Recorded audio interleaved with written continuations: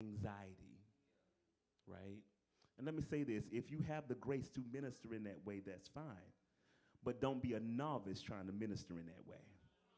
You got to grow. You got to labor. And if your life isn't mirroring the deliverance that you're trying to push into other people, you may not need to be putting hands on nobody anyway. Okay. Okay. It's so quiet. Y'all don't like me today. I've been altered. Personal anxiety keeps people, the anxiety of people, the anxiety of interacting with people. So we have to make the altar a comfortable place. We have to make the altar an engaging place. We have to make we can't ignore the people that come to be ministered to. We have to make sure that we're ready to pour out to them, and we can't let our personal biases and our personal problems and our personal issues make us miss the moment with people at the time of ministry. Glory to God. So don't allow the personal anxiety to keep you from the presence of the Lord. The presence of the Lord is where I bring my anxiety. Can y'all hear me in here? The presence of the Lord is where I bring my depression to. This is where I bring my mental anguish. If you got anxiety, the altar is a place for you. And the things that you've been trying to seek out to medicate and self-medicate it will not work, but I guarantee you that the presence of the Lord will make a difference. Somebody say it'll make a difference. The altar has been exchanged for stages. It has become a place of performance instead of a place of healing. And I understand that the church evolves. And I understand that the church grows. But we can never forget that there is an altar. Okay? I'm not going to let lights and camera and smoke and screens and all that stuff take away from the move of God that needs to take place. Come on, I will have Darnell to take all this stuff down today. Glory to God. If it's getting in the way of us getting to a move of God that is needed in this house. Glory to God. This is not a stage. This is a place of presence. This is not that type of platform. This is a place of presence. And those of us who hold the microphone in this room had to die to ourselves before we could enter and take place on the altar. And if you're not willing to die, you're not welcome to the place. The altar is a place of sacrifice, not a place of performance. Ooh, Jesus. Jesus, I wish I had some Old Testament scholars in here that could understand that the altar was a place of sacrifice. It was a place where we took, glory to God, a portion of our livestock and we sacrificed it and we presented it to the Lord through a burnt offering. And the Lord made decisions about our offering based upon our heart, where he would rain down blessings, where he would hold back his hand, where he would hold back pestilence based upon what we sacrifice. As long as you performing, you ain't doing nothing to the hand of the Lord. As long as you are presenting living sacrifices.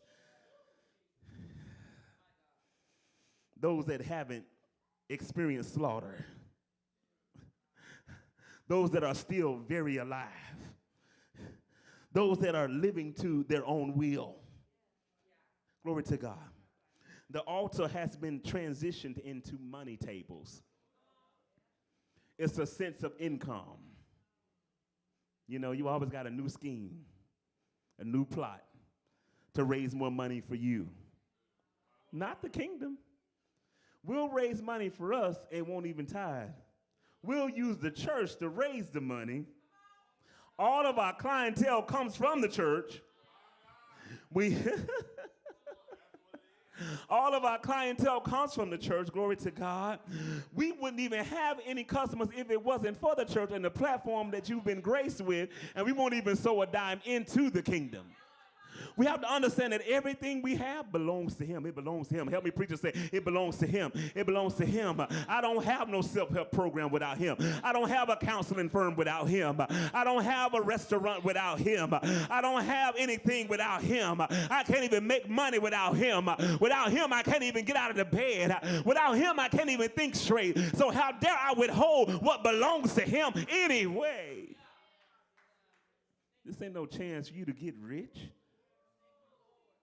And I think you should be innovative. I think you should sell books. I think you should record albums. I think you should build your customers from the people of God. This is your family, but you got to give honor where honor is due. Okay. It's not just a chance for you to come up. I'm having my class, and my registration is going to be $599, and you ain't went to nobody's class yourself.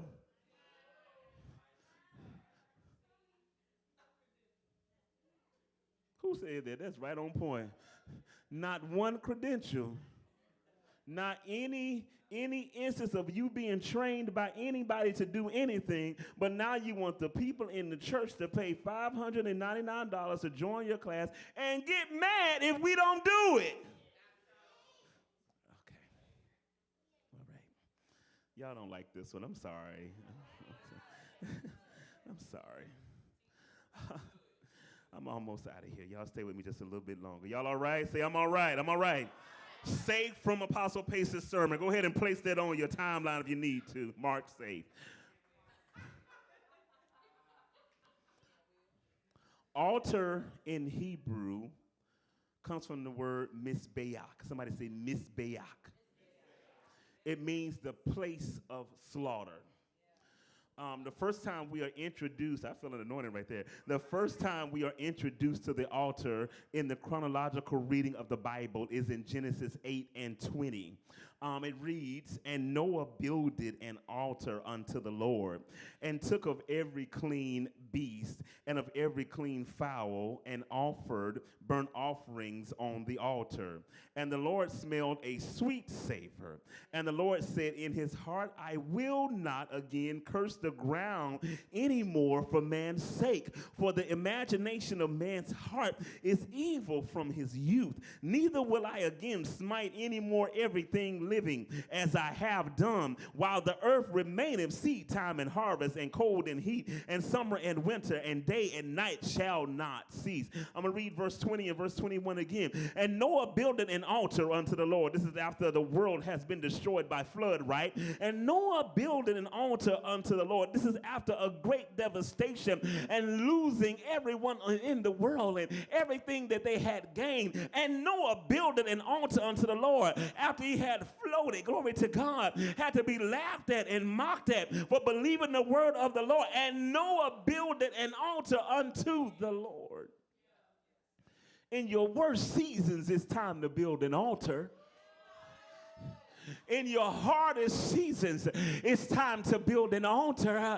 When you're most misunderstood, I feel God, it's time to build an altar. When nobody's supporting your ideas and your revelation and your prophecy, it's time to build an altar. When people walk out on you that was there for you for a long time, it's time to build an altar. When the support that said they would be in the room renege and not show up, it's time